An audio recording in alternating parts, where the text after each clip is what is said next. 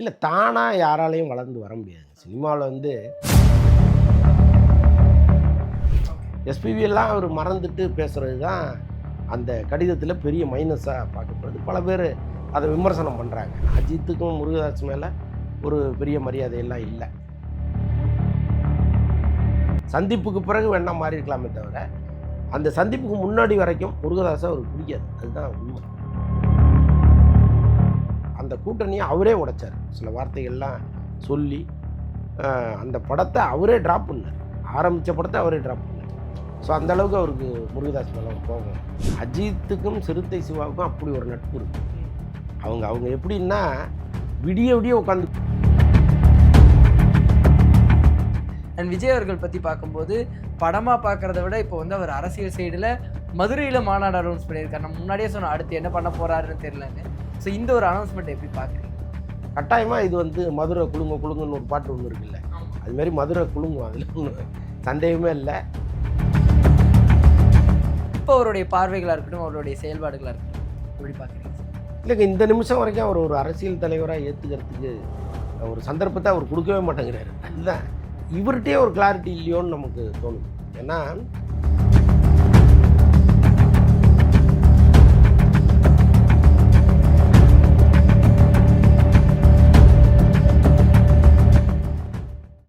வணக்கம், நீங்கள் பார்த்துட்டு இருக்கிறது டேக் ஒன் தமிழ். நான் உங்கள் விஜய் பிராணேஷ். இன்னைக்கு என் கூட இருக்கிற கெஸ்ட் யார் அப்படின்னு பார்த்தீங்கன்னா சினிமா விமர்சகர் மற்றும் மூத்த பத்திரிகையாளர் அந்தணன் அவர்கள் தான் இருக்காங்க. அவர்கிட்ட தான் பேச போகிறோம். வாங்க பேசலாம். வணக்கம் சார். வணக்கம். அஜித் அவர்கள் பற்றி பேசும்போது அவருடைய 33 இயர்ஸ்க்கு அவர் விட்டிருந்த ஒரு அறிக்கையில் வந்து நிறைய நல்ல விஷயங்கள் இருந்தாலும் ஒரு சில விஷயங்கள் அது நெகட்டிவாகவும் பார்க்கப்பட்டுச்சு. அது என்னென்னா தானாக வளர்ந்து வந்தவன் சொன்னது வந்து ஒரு கான்ட்ரவர்சியாக மாறிச்சு. அந்த ஒரு ஸ்டேட்மெண்ட்டாக இருக்கட்டும், இல்லை அந்த ஒரு விஷயமா இருக்கட்டும், எப்படி பார்க்குறீங்க? இல்லை தானாக யாராலையும் வளர்ந்து வர முடியாது சினிமாவில் வந்து. நீங்கள் யாராக இருக்கட்டும், பெரிய ப்ரொடியூசர் வீட்டு பிள்ளையாக இருந்தால் கூட, அல்லது எங்கேயோ தானாக முயற்சி பண்ணி வந்து ஒரு இடத்துக்கு வந்து ஜெயிச்சு பெரிய நடிகரானவர் கூட யாரோ ஒருத்தர் உதவி இல்லாமல் அங்கே வர முடியாது. ஒரு ஃபோட்டோ கூட கொண்டு போய் ஒரு டைரக்டர்கிட்ட ஒருத்தர் கொடுக்குறாருன்னா ஒரு சிபாரிசு இல்லாமல் அது நடக்காது. இப்போ நேரடியாக எப்படி நானே போய் ஒரு படத்தில் நடித்து நானே வந்துட முடியுமா? அப்போது ஒருத்தர் சொல்லி இந்த கம்பெனிக்கு போ, நான் சொல்லியிருக்கேன் அப்படின்னு சொல்லுவாங்க. எஸ்பிபி சொல்லியிருக்காரு இவருக்கு. எஸ்பிபி எல்லாம் அவர் மறந்துட்டு பேசுகிறது தான் அந்த கடிதத்தில் பெரிய மைனஸாக பார்க்கப்படுது. பல பேர் அதை விமர்சனம் பண்ணுறாங்க. அது மாதிரி விஷயங்களை அவர் கொஞ்சம் தவிர்த்துருக்கலாம். நானாக வளர்ந்தேங்கிறத அவரே சொல்லாமல் இருந்திருந்தா நல்லா இருந்திருக்கும். அண்டு ரீசெண்டாக வந்து அவர் எடுத்த ஒரு ஃபோட்டோ வந்து ரொம்ப பிரபலமாச்சு. ஆதிக்க ரவிச்சந்திரன் ஒரு பக்கம், முருகதாஸ் அவர்கள் ஒரு பக்கம், சிறுத்தை சிவா ஒரு பக்கம், அனிருத் அவர்கள்லாம் இருந்தாங்க. ஸோ இந்த ஃபோட்டோக்கான அர்த்தத்தை எதுவாக எடுத்துக்கலாம்?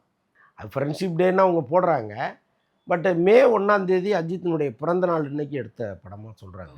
அது அன்னைக்கு எடுத்த படம் இல்லை, என்றைக்கோ எடுத்த படத்தை அன்னைக்கு போடுறாங்க அவங்க. அது வந்து ஒரு அஜித்தை பார்க்க போனவர்கள் இல்லை, அது வேற எங்கேயோ ஒரு இடத்துல அசம்பிள் ஆகிருக்கிறாங்க. அங்கே வந்து அஜித் இருந்ததுனால இவங்கெல்லாம் போனாங்களான்னு தெரியல. ஏன்னா முருகதாஸுக்கு அஜித் மீது ஒரு பெரிய இது இல்லை இப்போதைக்கு. ஏன்னா அஜித்துக்கும் முருகதாஸ் மேலே ஒரு பெரிய மரியாதையெல்லாம் இல்லை. அவங்க அங்கே போய் நட்பு முறையில் நின்னாங்கங்கிறது நம்மளால் நம்ப முடியல. ஒருவேளை அதற்கப்புறம் வேணால் மாறி இருக்கலாம், அந்த சந்திப்புக்கு பிறகு வேணால் மாறி இருக்கலாமே தவிர அந்த சந்திப்புக்கு முன்னாடி வரைக்கும் முருகதாஸை அவருக்கு பிடிக்காது. அதுதான் உண்மை. ஆனால் ஆல்ரெடி ஒரு படம் ஸ்டார்ட் ஆகி கிட்டத்தட்ட அது நடக்காமலும் போச்சு. மேபி அது ஒரு காரணமாக அமையுமா? இதுக்கப்புறம் அந்த கூட்டணி இணையருக்கு வாய்ப்பு இருக்கா? அது சினிமாவில் சொல்ல முடியாது. கூட்டணி இணையெல்லாம் இணையாமலும் போகலாம்.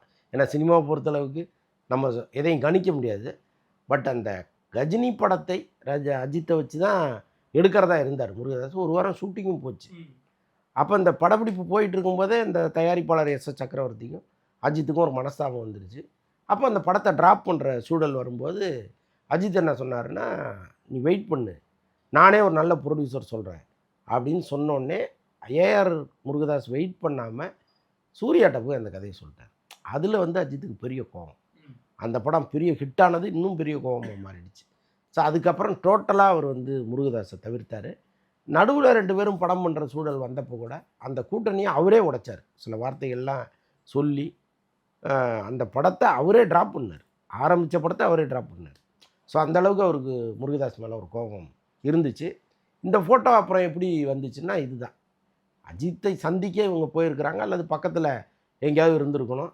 அஜித் சார் வந்திருக்கிறாருன்னா மரியாதை நிமித்தமாக முருகதாஸ் போயிருக்கணும். மற்றவர்களை பற்றி நான் கருத்து சொல்லல. மற்றவர்கள் எல்லாருமே அஜித்தினுடைய நண்பர்களாக இருக்கலாம். முருகதாஸ் அங்கே போனதுக்கு இது ஒரு காரணமாக இருக்கலாம். அஜித் சார் இருக்கார், போய் ஒரு மரியாதைக்கு பார்த்துட்டு வருவேன்னு என்ன போயிருக்கலாம். அதுக்கப்புறம் எல்லாமே மாறி இருக்கலாம். சிறுத்தை சிவா அவர்கள் ஃபோட்டோவில் இருந்த உடனே அஜித் ரசிகர்கள் எல்லாரும் இன்னும் சிறுத்தை சிவா கூட பண்ண போகிறாராங்கிற ஒரு கேள்வி இருக்குது. அது நடக்க போகுது. கட்டாயமாக பண்ணுவார். அஜித்துக்கும் சிறுத்தை சிவாவுக்கும் அப்படி ஒரு நட்பு இருக்குது. அவங்க எப்படின்னா விடிய விடிய உட்காந்து பேசுகிறவங்க. விடியற் காலம் வரை 2 மணி வரைக்கும் உட்காந்து பேசிட்டு அதுக்கப்புறம் கிளம்பி வீட்டுக்கு போயிட்டு திருப்பி 6 மணிக்கு வந்து அஜித் வீட்டில் உட்கார்றவர் தான் சிறுத்தை சிவா. ஸோ அந்த அளவுக்கு வந்து அவங்க 2 பேருக்குமான நட்புங்கிறது ரொம்ப பலமாக இருக்குது. இந்த நிமிஷம் வரைக்கும் இருக்குது. அவரும் வந்து இந்த கங்குவா ஃபெயிலியருக்கு பிறகு அஜித்தே ஃபோன் பண்ணி நீங்கள் கவலைப்படாதீங்கலாம் சொல்லியிருக்காரு. நான் இருக்கேன் பார்த்துக்கிறேன் அப்படின்ட்டு. ஸோ அதனால் கட்டாயமாக அந்த கூட்டணி இணையம் அதில் ஒன்றும் டவுட்டே இல்லை. ஆதித்ய ரவிச்சந்திரன் அவர்கள் படத்துக்கு அப்புறம் எப்பயாவது ஒரு தெரியல, அதுக்கப்புறம் லைனப்பில் இவர் எத்தனாவது ஆளாக இருக்காருன்னு தெரியல, ஆனால் கட்டாயமாக இருக்கார். அந்த ரேசிங்லேயும் போயிட்டு இதுலேயும் இருக்கிறதுக்கான வாய்ப்புகள் இருக்குது. அண்ட் விஜய் அவர்கள் பற்றி பார்க்கும்போது படமாக பார்க்குறத விட இப்போ வந்து அவர் அரசியல் சைடில் மதுரையில் மாநாடு அனௌன்ஸ் பண்ணியிருக்காரு. நம்ம முன்னாடியே சொன்னோம் அடுத்து என்ன பண்ண போகிறாருன்னு தெரியலன்னு. ஸோ இந்த ஒரு அனௌன்ஸ்மெண்ட் எப்படி பார்க்குறீங்க? ஆமாம், அடுத்தடுத்து மாநாடுகள் நடத்தி தானே ஆகணும். தேர்தல் நெருங்கிட்டு இருக்குன்னு ஒரு 8 மாதம் தான் இருக்குது. உங்களுக்கு அடுத்தடுத்து அவருடைய சுற்றுப்பயணம், மாநாடுகள் இது எல்லாமே நடத்தி தானே ஆகணும். இன்னும் சொல்ல போனால் இது 25லேருந்து 21 வந்திருக்கு. இன்னொரு 4 நாள் முன்னாடி வந்துட்டாங்க. கட்டாயமாக இது வந்து மதுரை குலுங்க குலுங்குன்னு ஒரு பாட்டு ஒன்று இருக்குல்ல, அதுமாரி மதுரை குலுங்கும், அதில் ஒன்று சந்தேகமே இல்லை. எனக்கு தெரிந்து அந்த முதல் மாநாட்டை விட இந்த மாநாட்டுக்கு மிகப்பெரிய கூட்டம் வரும். ஆனால் சார் இப்போது நார்மலாகவே கோயம்புத்தூர் போனப்போயே விஜய் அவர்கள் வந்து பட்ட அவஸ்தைகள் அந்த இதெல்லாமே நம்ம பார்த்தோம். மதுரையை பற்றி எல்லாருமே ஒரு கருத்து இருக்கும். ஒரு சிலர்லாம் நான் சொல்லியே கேள்விப்பட்டிருக்கேன், மதுரை வந்து நடிகர்களை எப்படி பார்ப்பாங்கன்னு. ஸோ இது இந்த மாநாடு என்ன மாதிரி அமைய போகுது அவருக்கு? அதான் சொல்கிறேனே, கூட்டம் கட்டுக்கடங்காமல் இருக்கும். இதில் வந்து இந்த கூட்டத்தில் கடந்த முறை நடந்த தவறுகளை இவங்க தவிர்க்கணும். முக்கியமாக ஒரு 10 அடிக்கு ஒரு இடத்துலையாவது தண்ணி வைக்கணும் எல்லாருக்கும். அதெல்லாம் இருக்குது. அப்புறம் வந்து இந்த ஆம்புலன்ஸு, டாக்டர்கள் எல்லாருமே வந்து அசம்பிள் ஆகணும். அவங்க இதுலேயே மருத்துவ அணியெல்லாம் இருக்குது. இப்போ அவங்க எல்லாமே அங்கே வந்திருந்தாங்கன்னா இன்னும் கொஞ்சம் கவனமாக இருக்கலாம். ஏன்னா போன முறையே நிறைய உயிர் சேதம்லாம் வந்துருச்சு. அது இந்த முறை வராமல் இருக்கணும். அது ரொம்ப கவனமாக அவர் பண்ணணும். அண்ட் சார் நீங்கள் ஆல்ரெடி ஒவ்வொரு டைம்லையும் நம்ம உங்ககிட்ட கேட்டது உண்டு. இப்போ அவருடைய பார்வைகளாக இருக்கட்டும், அவருடைய செயல்பாடுகளாக இருக்கட்டும், எப்படி பார்க்குறீங்க சார்? இல்லைங்க, இந்த நிமிஷம் வரைக்கும் அவர் ஒரு அரசியல் தலைவராக ஏற்றுக்கிறதுக்கு ஒரு சந்தர்ப்பத்தை அவர் கொடுக்கவே மாட்டேங்கிறாரு. அதுதான் இதில் பெரிய மைனஸ். எப்போவுமே நாம் ஒரு கட்சி ஆரம்பிச்சிட்டோம், நம்ம பின்னாடி இவ்வளோ பெரிய கூட்டம் இருக்குது, தெரிந்தோ தெரியாமலோ இந்த இளைஞர் கூட்டம் வந்து கண்மூடித்தனமாக நம்மளை ஆதரிக்குதுங்கும்போது இந்த ஆரோக்கியமான பாதையில் நீங்கள் அவங்கள கொண்டு போகணும். இவர்கிட்டே ஒரு கிளாரிட்டி இல்லையோன்னு நமக்கு தோணுது. ஏன்னா இப்போ அவருக்கு அடுத்த கட்டத்தில் இருக்கிற தலைவர்கள் பேசுகிறது, ஒரு முறையான கூட்டணி வைக்காமல் போனது, ஏன்னா இதெல்லாம் வந்து உரிய நேரத்தில் பண்ணியிருக்கணும். இவங்க அந்த நேரத்தை தவற விட்டு இப்போ பெரிய கட்சிகள் எல்லாமே வேறு திராவிட கட்சிகளோடு போய் சேர்ந்துட்டாங்க. இப்போ ஒரு கையில் வந்து சேர்றதுக்கு ஆட்களே இல்லை. ஸோ அந்தளவுக்கு வந்து எம்டியாக நின்றுட்டுருக்கார். இன்னும் சொல்ல போனால் போக போக இந்த தேர்தலில் அவர் தனித்து தான் போட்டியிடுவாருங்கிற அளவுக்கு நிலைமை மாறிடுச்சு. ஒரு காலத்தில் அவர் அறிவிச்சார்ல போன மாநாட்டில் கூட்டணியாக நம்ம வெல்வோம், ஆட்சியில் பங்குன்னு சொன்னார்ல, அந்த வார்த்தைக்கு எவ்வளோ பேர் அவர் கட்சியில் போய் சேர்ந்துருக்கணும், இந்நேரம் கூட்டணி சேர்ந்துருக்கணும். ஆனால் நடக்கலையே. அப்போ என்னென்னா இந்த 2ஆம் கட்ட தலைவர்களுடைய பேச்சுவார்த்தை அவ்வளோ கரெக்டாக இல்லை. இப்போ நீங்கள் பார்த்தீங்கன்னா அவங்க ஜெயலலிதா அம்மா காலத்துலேயும் சரி, கலைஞர் காலத்துலேயும் சரி, தேர்தல் நெருங்கிடுச்சுன்னா முன்னாடியே வந்து ஒரு குழு ஒன்று போட்டுருவாங்க. அதில் அமைச்சர்கள்லாம் இருப்பாங்க. அவங்க தான் வந்து பிற கட்சிகளோட பேசுவாங்க. அவங்க வருவாங்க, இவங்க போவாங்க. அது 4 சிட்டிங் நடக்கும். 5வது சிட்டிங்கில் தான் என்ன சீட்டு ஷேரிங்கிறதே தெரியும். அவ்வளோ பேரம் நடக்கும். இங்கே ஒன்றுமே நடக்கலையே. போகிறவங்களும் முதல் சந்திப்புலேயே முறிச்சிட்டு வந்துடுறாங்க எதையாவது ஒன்று சொல்லி. அப்போ இவங்கள்ட்ட எந்த கிளாரிட்டியுமே இல்லை. அரசியலில் ஜெயிப்பதுங்கிறது வெறும் மக்கள் ஆதரவு மட்டுமே வச்சு ஜெயிச்சிட முடியாது. நிறைய புத்தி சாதுரியம் தேவைப்படுது. ஸோ அதுக்கெல்லாம் சரியான ஆட்கள் அவர்கிட்ட இல்லையோன்னு நமக்கு தோணுது. சிவகார்த்திகேயன் அவர்களுடைய அடுத்த படம் குறித்து ஒரு பெரிய கேள்விகள் போயிட்டே இருக்குது. ஒன்றும் வந்து குட் நைட் அவர்கள் டைரக்ட் பண்ண போகிறாரா, இல்லை சிபி சக்கரவர்த்தியான்னு? இதனால் இந்த ஒரு குழப்பம் இருந்துக்கிட்டு இருக்கு. அந்த படம் யார் டைரக்ட் பண்ண போகிறாங்க? இல்லை, இப்போதைக்கு கடைசியாக வந்த தகவல் என்னென்னா சிபி சக்கரவர்த்தி படம் தான் பண்ணுறாங்க. அது என்னென்னா சிபி சக்கரவர்த்திக்கும் சிவகார்த்திகேயனுக்கும் நெருங்கிய நட்பு இருக்குது. 2 பேருமே கல்லூரியில் ஒன்றா படித்தவங்க தான். அதனால் வந்து அவர் வெயிட் பண்ண சொல்கிறார். ஆக்சுவலாக ஒரு படம் வந்து அவருக்கு ஃபெயிலியர் ஆகுது, நீங்கள் வெயிட் பண்ணுங்கள், நம்ம பண்ணலாம் அப்படின்னு சொல்கிறாரு. இவர் அதை கேட்காம தெலுங்குக்கு போய் ஒரு படம் பண்ணலான்னு அங்கே போகிறாரு, அங்கேயும் ஏதோ ஃபெயிலியர் ஆகுது, திரும்பி வராரு. ஸோ இதுமாரி பல சிக்கல்கள். இதில் வந்து ஏதோ நான் ரொம்ப நாளாக வெயிட் பண்ணுறேன், நீ என்னை மதிக்க மாட்டேங்கிற மாதிரி அவர் ஏதோ சிவகார்த்திகேயன்ட்ட பேச அது கொஞ்சம் மனஸ்தாபம் ஆயிடுச்சுங்கிற மாதிரி தான் தகவல் இருக்குது. இதில் வந்து சரி வேண்டாம், சிபிக்கு நம்ம படம் பண்ண வேணான்னு அவர் நினச்சா கூட இந்த காம்பினேஷனை காட்டி இவங்க ஏற்கனவே வந்து அட்வான்ஸ் வாங்கியிருக்காங்க.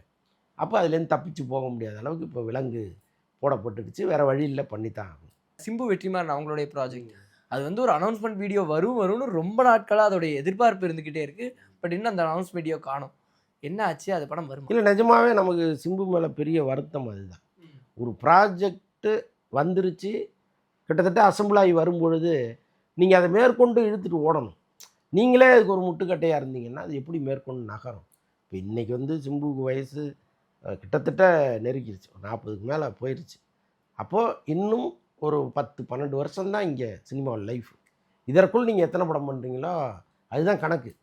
எனக்கு பிரசாந்த் மாதிரி ஆயிடுவோம்னு பயமாக இருக்குது. ஏன்னா காலங்கள் ஓட ஓட வயசு ஏறிக்கிட்டே இருக்கும். நீங்கள் கொஞ்ச நாளில் வந்து உங்களை அடுத்த கேட்டகரிக்கு கொண்டு போயிடுவாங்க. அப்போ இப்போ இருக்கிற இந்த காலத்தை பயன்படுத்திக்கலைன்னா நீங்கள் அப்புறம் எப்போ பயன்படுத்திக்க போகிறீங்க? விட்டு கொடுத்தல்ங்கிறது ரொம்ப முக்கியம். சினிமாவில் வந்து நீங்கள் ஜெயிச்சிங்கன்னா நீங்கள் கேட்காமலே பணத்தை கொண்டு வந்து கொட்டுவாங்க. நீங்கள் தோத்துட்டீங்கன்னா நீங்கள் கேட்குற காசை கொடுக்க மாட்டாங்க. இது 2 ஃபார்முலா தான். நீங்கள் இதில் ஏதாவது ஒன்று அடாப்ட் ஆகிடணும். இதுதான் நியாயம், நம்ம இதன்படி போகணுன்னு முடிவு எடுத்துக்கணும். இப்போ தக் லைஃப் ஓடலை, அப்போ ஆட்டோமேட்டிக்காக இவர் கேட்குற சம்பளத்தை கொடுக்க மாட்டாங்க. அதுதானே இயல்பு. அப்போ இந்த படத்தை நம்ம ஜெயிக்க வச்சுட்டு இதை விட சேர்த்து அடுத்த படத்தில் வாங்கி போகிறது தானே சரியாக இருக்கும். ஸோ இங்கே ஒரு இழுபறி நடக்கும் பொழுது அவர் மேலே நம்ம பெரிய வருத்தப்பட வேண்டியது இருக்குது. அவ்வளோதான், வேறு என்ன. ஏன்னா நல்லா இன்றைக்கி இருக்கிற ஹீரோக்களில் எல்லாம் தெரிஞ்சவர் அவர் தான். சினிமாவில் அவ்வளோ விஷயங்கள் அவருக்கு தெரியும். அவ்வளோ பெரிய ஃபேன்ஸ் கூட்டம் அவருக்கு இருக்குது. அவர் நாளை அஜித் அவர் வேறு நான் தொடர்ந்து சொல்லிகிட்டே இருக்கேன். எப்படி வந்து இன்றைக்கி விஜய் அஜித் நிற்கிறாங்களோ அந்த மாதிரி தனுஷ் சிம்புன்னு எதிர்காலத்தில் நிற்பாங்க. அவ்வளோ பெரிய கூட்டம் அவங்க பின்னாடி நிற்க போகுது. அப்படி இருக்கும் பொழுது இவரே வந்து இவருக்கு ஒரு தடைக்கல்லாக இருக்கிறது தான் நம்மளால் தாங்கிக்க முடியும். ஆனால் சார், இப்போ அந்த படம் கிட்டத்தட்ட எல்லாமே நடந்து ஸ்டார்ட் ஆகி அனௌன்ஸ்மெண்ட் வீடியோ வரைக்கும் போயிடுச்சு. அதுக்கப்புறம் இந்த இழுபறி அதாங்க. ஒன்று நம்ம ஓரலாக பேசுகிறோம்ல, அதில் உறுதியாக நிற்கணும். நாமளே ஒரு விஷயத்தை பேசிட்டு நாமளே மாறினோம்னா அது என்ன ஆகும்? கண்டிப்பாக அப்படி தான் இதில் நிறைய விஷயங்கள் இதுக்குள்ளே அப்படி தான் நடந்துட்டு. ஓகே சார், அந்த அம்பிகா பற்றி வந்து ரீரிலீஸ் பண்ணியிருந்தாங்க. அதோடைய ஏஐ கிளைமேக்ஸ் வந்து தனுஷ் அவர்களாக இருக்கட்டும், இல்லை வந்து அவருடைய டேரக்டராக இருக்கட்டும், 2 பேருக்குமே அதில் உடன்பாடு இல்லாமல் போயிடுச்சு. ஸோ இந்த ஒரு ப்ராப்ளம் எப்படி பார்க்குறீங்க நீங்கள்? இல்லை, ஒரு தயாரிப்பாளராக அந்த படத்தில் போட்ட பணத்தை திரும்ப எடுக்கணுங்கிற உரிமை அவருக்கு உண்டு. அப்போ அதில் வந்து கிளைமேக்ஸை நான் ஏஐ மூலமாக மாற்றுறேன் அப்படின்னு சொல்லி அவர் பண்ணுறதை வந்து நீங்கள் சட்ட ரீதியாக தடுக்க முடியாது. வேணா தார்மீக ரீதியாக கேட்கலாம், என்னங்க நான் ஒரு படம் ஒன்று எடுத்தேன், நீங்கள் அதை மாற்றுறீங்களே அப்படின்ட்டு.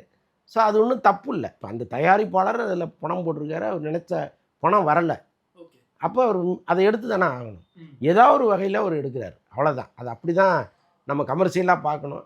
இன்னொன்று வந்து படைப்பு ரீதியாக அது வந்து ஒரு பிரமாதமான ஒரு படம். இப்போ தளபதி மாதிரி ஒரு நாயகன் மாதிரி ஒரு படம், அதை வந்து இவங்க மாற்றி எடுத்துட்டாங்கன்னா நீங்கள் கவலைப்படுறதுல ஒரு நியாயம் இருக்குது. அப்படி இல்லையே அது. அதனால் வேறு வழி இல்லை, அதை மாற்றி தான் ஆகணும். மாற்றி அந்த படம் ஓடுச்சுன்னா அன்னைக்கு இவங்க வந்து ஒரு வேளை சந்தோஷப்படுவாங்களா என்னன்னு தெரியல. எப்படி அப்படி ஒரு எண்ணம் வர்றதுக்கான வாய்ப்புகள் இருக்குது தெரியல. பட் ஆனால் இவங்க வந்து இல்லைங்க அது மாற்றக்கூடாது, அதோடைய ஜீவனே கெட்டு போச்சுன்னா சொல்ல முடியாதுன்னு சொல்கிறேன் நான். ஏன்னா பணம் போட்டவருக்கு எல்லா உரிமையும் இருக்குல்ல, அதை அவர் செய்கிறாரு. அண்ட் சூர்யா அவர்கள் பொறுத்த வரைக்கும் அவர் மேலே ஒரு அன்னேம்டு நெகட்டிவிட்டி தொடர்ந்து இருந்துக்கிட்டே தான் இருக்குது. அதை வந்து மாற்றவும் முடியல. ஸோ இந்த ஒரு விஷயத்தை எப்படி சார் பார்க்குறீங்க? இல்லை, அது வந்துங்க ஒரு குறிப்பிட்ட கட்சியை சார்ந்தவர்கள் தான் தொடர்ந்து சூர்யாவுக்கு எதிராக என்னென்னவோ சொல்கிறாங்க. அதாவது அவங்க சொன்ன நல்ல கருத்துக்களை கூட இவங்க ரொம்ப குதர்க்கமாக பார்க்குறாங்க. முக்கியமாக ஜோதிகா வந்து கோயில்களுக்கு செலவு பண்ணுறதை விட ஸ்கூலுக்கு செலவு பண்ணுங்களேன்னு சொன்னது வந்து ஒரு பெரிய குற்றமாக இங்கே பார்க்கப்படுது. அதுதான் உண்மை, அதுதான் நியாயங்கிறது இங்கே யாருக்குமே புரிய மாட்டேங்குது. கட்டாயமாக ஸ்கூல்களுக்கு அதிக செலவு பண்ணுங்கிறது தான் உண்மை. ஸோ இதை ஏதோ ஒரு பெரிய தேச குற்றம் மாதிரி இங்கே கொண்டு போகிறாங்க. ஜோதிகாவை திட்டுறவங்க சூர்யாவையும் சேர்த்து திட்டுறாங்க. ஆனால் அந்த குடும்பம் இந்த மாணவர் சமுதாயத்துக்கு செய்கிற தொடர் நல்லது, அவ்வளோ விஷயங்களை பண்ணிக்கிட்டே இருக்காங்க. அதை வந்து இவங்க மண்டையில் ஏறவே மாட்டேங்குது. அது நீங்கள் என்ன சொன்னாலும் இந்த காதில் வாங்கி அந்த காதில் விட்டுட்டு இவங்களை கிரிட்டிசைஸ் பண்ணுறதையே முதல் வேலையாக ஒரு கூட்டம் வச்சுருக்கு. பட் அது ரொம்ப சொற்பமான கூட்டம் தான். அதை நம்ம வந்து கணக்கில் எடுத்துக்க வேண்டிய அவசியம் இல்லை. சூர்யாவை பாராட்டுகிற கூட்டத்தை விட சூர்யாவை விமர்சிக்கிற கூட்டங்கிறது ரொம்ப சொற்பமானது. அதனால் அதை வந்து சூர்யா மாதிரியே தள்ளி விட்டு போகணும். பட் இருந்தாலும் நீங்கள் கேட்கும் பொழுது வேறு வழி இல்லை. நம்ம எல்லாமே இந்த ஒரு விஷயத்துக்காக சூர்யா பின்னால் நிற்கணுங்கிறது என்னுடைய தார்மீக எண்ணமாக இருக்குது. கண்டிப்பா சார். நிறைய விஷயங்கள் பேசணும். இந்த ஒரு சந்திப்புக்கு ரொம்ப ரொம்ப நன்றி சார். நன்றி நன்றி.